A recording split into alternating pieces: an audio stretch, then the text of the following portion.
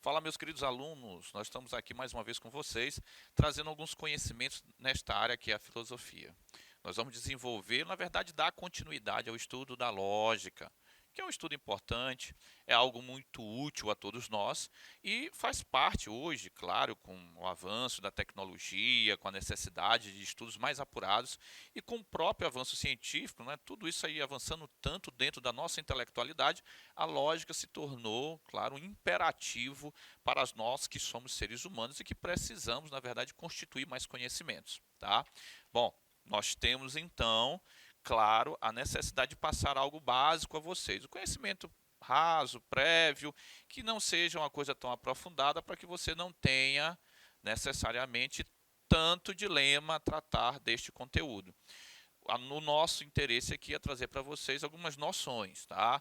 Então, enquanto noções, a gente precisa fazer um apanhado geral, mostrar alguns elementos e, claro, esclarecer alguns conceitos que estão dentro deste processo. Mas a intenção aqui é dar prosseguimento ao estudo, esclarecer alguns elementos dentro de alguns autores e mostrar a vocês alguns conceitos. Nada tão profundo, porque isso aí deixa para a academia, para a universidade e para a faculdade desenvolver bem mais profundamente, correto? Quero chamar a tua atenção que é importante também que você mantenha a concentração. E para isto é bem melhor que você tenha todo o seu material logo perto. Então pega a caneta, pega aí o caderno. A postura na cadeira ela é importante, ela vai ajudar muito você a ter concentração, certo? Então vamos aqui ao nosso conteúdo. Retomando a vocês, como eu falei, nós vamos ter algumas noções. A nossa intenção aqui não é fazer um tratado de lógica, dar noções para vocês, fazer vocês conhecerem o conteúdo, depois isso vai sendo aprofundado em estudos posteriores, principalmente na universidade. A universidade trata bem melhor disso aqui. A lógica, como nós já vimos, nós temos aula aí, dá um Gonçalves Dias lá, nós temos aulas sobre isso e eu queria que tu fosse, pesquisasse lá na plataforma, já tem uma aula introdutória, já tem alguns esclarecimentos sobre esses elementos da lógica. A lógica ela vai orientar o nosso raciocínio. E aí nós temos a lógica informal, certo? E a lógica aristotélica, a lógica clássica aristotélica, tá? Nós vamos fazer essa diferenciação porque ela é importante para que você conheça a existência das duas, saiba o âmbito de cada uma e os conceitos que principalmente a lógica clássica de Aristóteles vai tratar, que é a mais exigida, principalmente na universidade. Lá na universidade eles usam muito a lógica aristotélica. Mas com o tempo, a lógica informal ela foi ganhando espaço.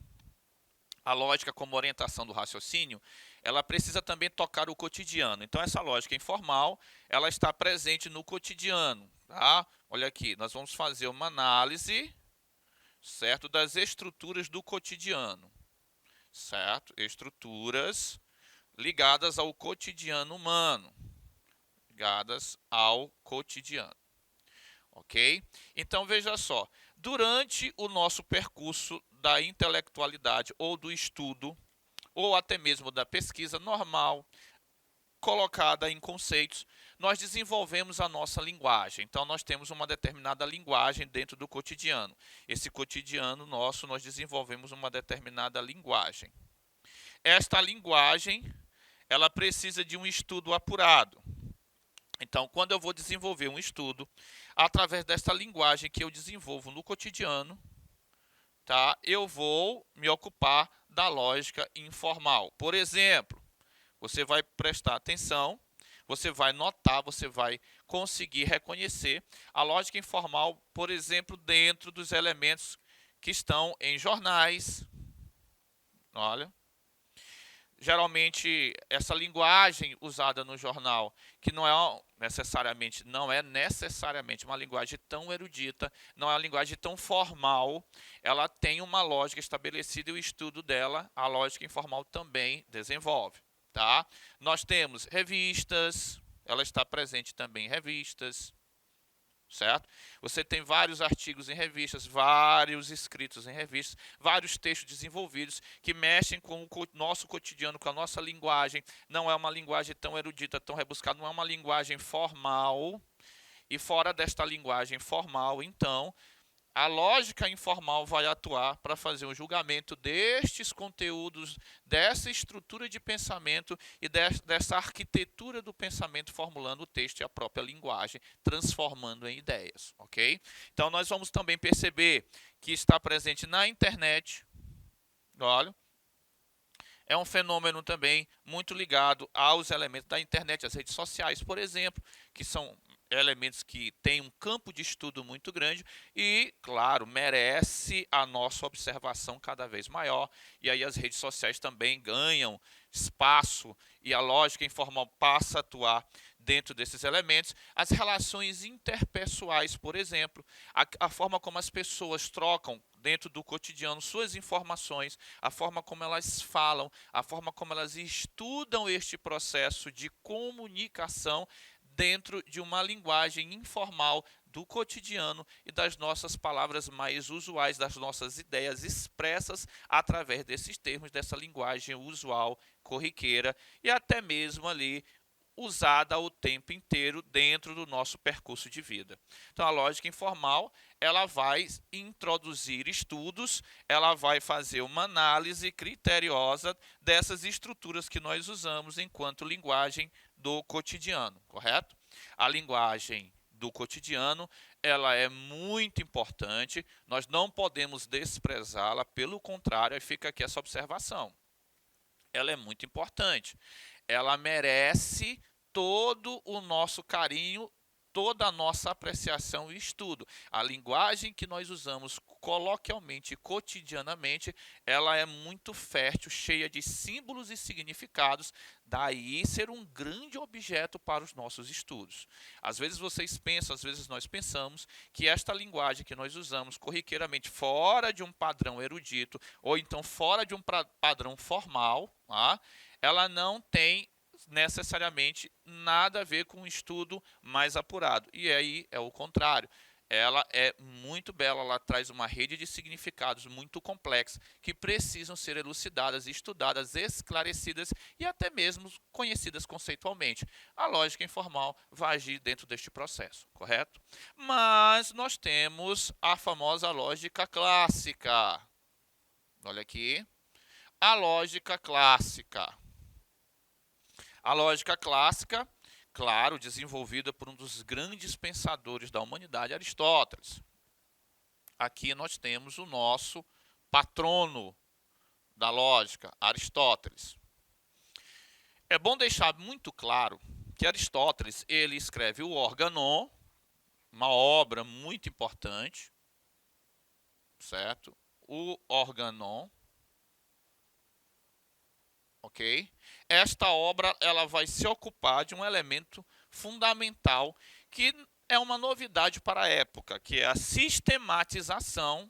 Observe, tenha atenção, a sistematização, olha, da linguagem, ok? Ok? E esta linguagem, obviamente, do conhecimento.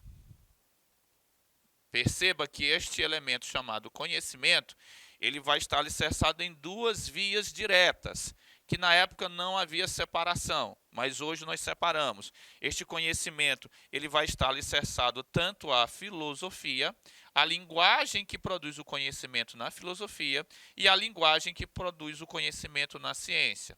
É válido entender que na época não havia essa separação, uma estava dentro da outra literalmente. Mas hoje, como nós separamos, dá para nós observarmos que a linguagem que vai expressar o conhecimento precisa de uma sistematização, ok? Mas ele vai dizer, professor, o que é essa sistematização? A própria palavra organon já sugere, essa sistematização é uma espécie de organização.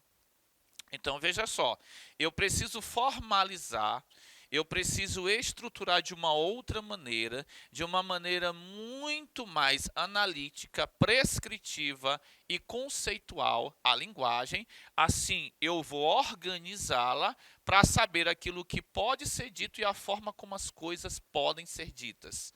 Aquilo que é dito precisa obedecer determinadas regras. Estas regras, elas então serão estabelecidas formalmente. Estas regras elas vão ser descritas como leis que vão reger o raciocínio, e isso pode ser encontrado de maneira formalizada, descritiva e absoluta dentro da produção do conhecimento. Este é o papel da lógica clássica aristotélica. É para isto que ela vai, na verdade, se arquitetar. Aristóteles como professor de retórica, Aristóteles na Academia de Platão como um grande, claro, professor da área da retórica, como alguém que professa, como alguém que trabalha, como alguém que é professor de retórica, sabe muito bem a usabilidade desta sistematização. Ele vê a necessidade na prática e na teoria de traçar elementos, leis, regras que possam estabelecer o funcionamento da linguagem dentro de determinados padrões.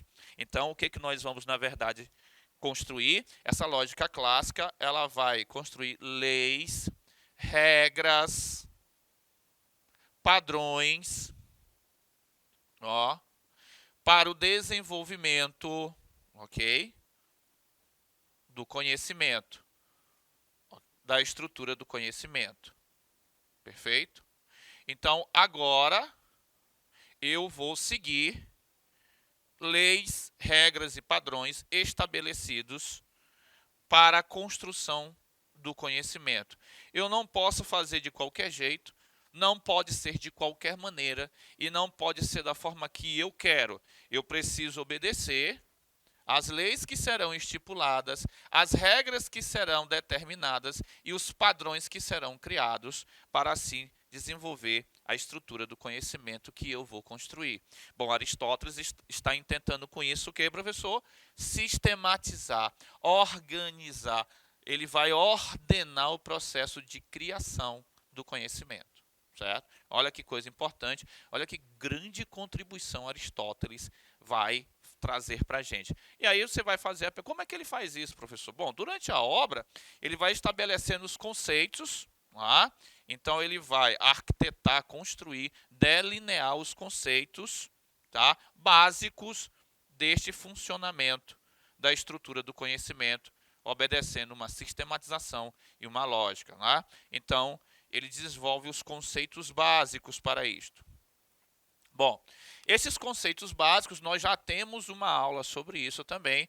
Eu convido você aí na plataforma Dá um Gonçalves Dias, dá lá um Gonçalves Dias na aula que nós temos sobre lógica, e você já vai encontrar bem mais detalhados estes conceitos. Aqui eu só vou citá-los novamente para que a gente tenha coerência dentro da nossa construção da aula.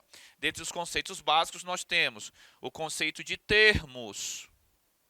Ó, Aristóteles estabelece a presença dos termos, estes elementos dos quais as proposições vão ser construídas. Então, nós seguiremos logo com outro conceito básico, que é o conceito de proposição.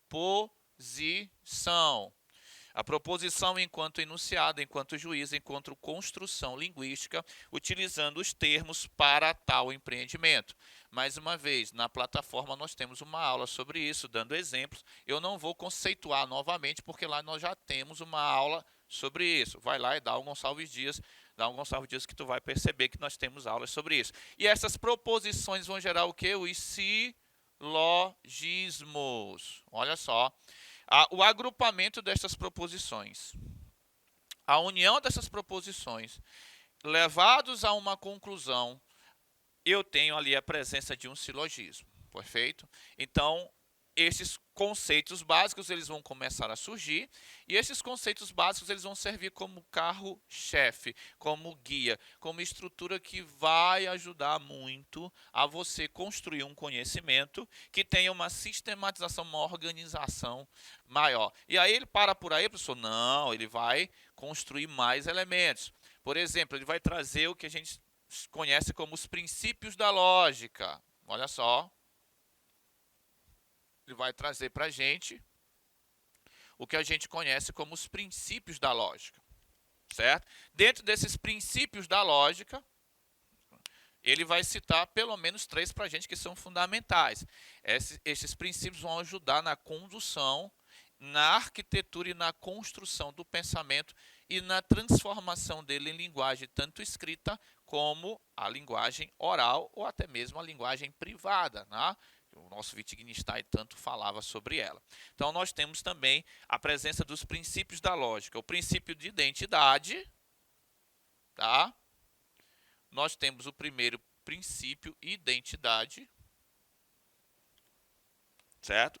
O princípio de identidade é um princípio muito importante. Mais uma vez, nós já temos uma aula sobre isso, aí eu te convido a ir lá na plataforma Dá um Gonçalves Dias lá, tu vais encontrar uma aula falando sobre o princípio de identidade, que é justamente esta conexão, né, entre os elementos, entre aquilo que nós consideramos, daquilo que nós declaramos e sobre aquilo do que nós falamos. Tá? Então, o princípio de identidade é colocado por Aristóteles para que possamos ter uma organização maior dentro da construção do nosso conhecimento. Mas nós temos um outro princípio. Tá? Nós temos o princípio da não contradição, certo? O princípio da não contradição. Então, quando eu vou desenvolver uma determinada argumentação, eu preciso observar também este elemento que é o princípio da não contradição. O princípio da identidade vai me fazer reconhecer, vai me fazer identificar, comparar elementos. O princípio da não contradição vai evitar com que eu consiga falar coisas contrárias sobre o mesmo elemento. Tá? Retirando uma possibilidade de confusão dentro de uma argumentação. Tá? Então perceba, por exemplo, que esses princípios eles estão muito alicerçados a evitar erros, equívocos e até mesmo incoerências na construção do conhecimento, o que é muito comum quando você está tentando construir uma argumentação, quando você está tentando construir conceitos ou quando você está tentando encontrar determinados conhecimentos, você incorrer em contradições ou, na verdade, comparar objetos diferentes de si mesmo. O princípio de identidade vai evitar este problema. O princípio da não contradição também virá para evitar este ou vários outros problemas que possam seguir, que possam aparecer, que possam atrapalhar a produção do nosso conhecimento. Assim, a lógica ganha um corpo muito importante, ela ganha muito espaço dentro da ciência, ela ganha muito espaço dentro da construção do conhecimento científico e ela ganha muito espaço na nossa vida em geral, até mesmo na nossa vida cotidiana, onde a lógica informal também interfere. Ok? Mas nós temos o princípio do terceiro excluído. Também nós temos um terceiro princípio, que é o terceiro excluído. O princípio do terceiro excluído também vai aparecer, tá, como um regulador, como um formatador, como um estipulador da maneira como podemos desenvolver nossos conhecimentos. Tá? Percebam que dentro de uma estrutura lógica formal, não é informal, não é sobre o cotidiano, é uma nova linguagem, uma linguagem, claro, estipulando leis, regras claras, precisas, descritivas e criando uma linguagem diferenciada para ler uma outra linguagem. Dentro desta linguagem formal, nós podemos perceber que, a priori, em primeira instância, nós só teríamos o quê? Duas opções, verdade ou falsidade, não há uma terceira. Tá? Então aqui nós construímos um regulador, um formatador. Este regulador, este formatador vai servir de crivo para a passagem de todo o conhecimento, de toda a produção do saber. Então perceba o quanto os princípios da lógica, que são desenvolvidos por Aristóteles, tá, vão ser de extrema utilidade para a construção do nosso conhecimento, para a ampliação do nosso conhecimento e o desenvolvimento de novos conhecimentos dentro da humanidade. Correto? Veja o quanto a lógica informal e o quanto a lógica clássica será, claro, um grande objeto de estudo e de preocupação para nós, que gostamos de argumentar com coerência, que gostamos de usar a nossa linguagem com extrema acuidade e com muita preocupação naquilo que é verdade ou não, na confiabilidade da mensagem e até mesmo no uso geral das nossas vidas e para a produção daquilo que nós consideramos como necessário dentro do conhecimento, correto? Então, fica aqui o nosso forte abraço, o nosso convite a vocês continuarem acompanhando as nossas aulas, anotando tudo direitinho. Fiquem conosco, não esqueçam, fiquem em casa, mas fiquem estudando e fiquem acompanhando as nossas aulas, tá? Só André deixa para vocês aqui mais um convite para que estejamos juntos desenvolvendo vários conhecimentos. Show de bola? Continue conosco e veja aí, mande suas mensagens. Show!